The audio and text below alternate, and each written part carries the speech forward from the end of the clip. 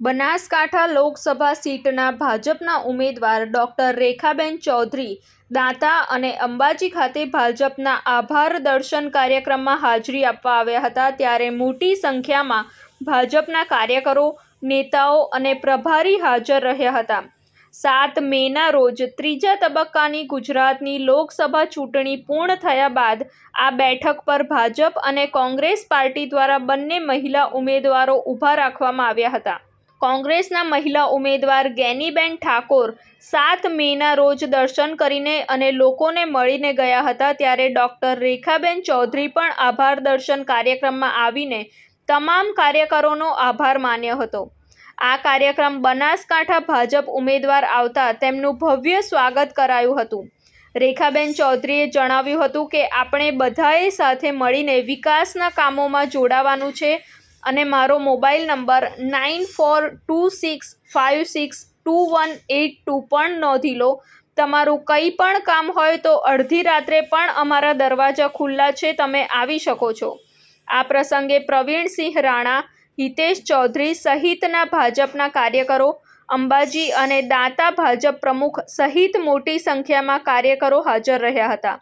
સૌ પ્રથમ તો જે બનાસવાસીઓએ જે પોતાની મતદાનની જે પવિત્ર ફરજ બજાવી છે એ માટે તમામ બનાસવાસીઓનો હું જે એમની નાગરિકતાને અને એમની જાગૃતતાને વંદન કરું છું।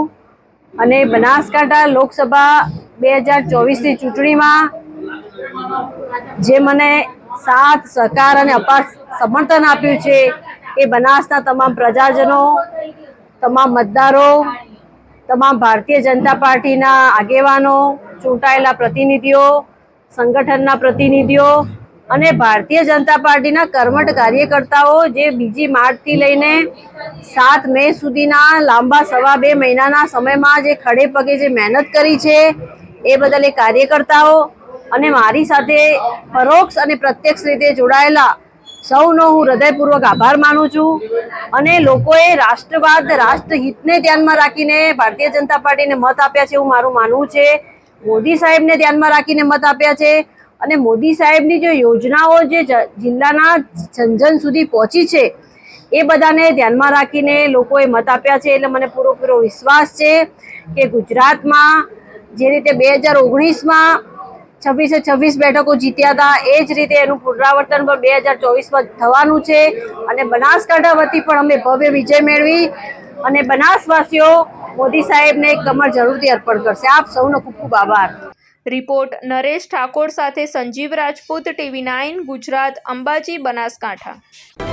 જોતા રહો TV9 ગુજરાત, નિર્ભય, નિષ્પક્ષ, નિરંતર।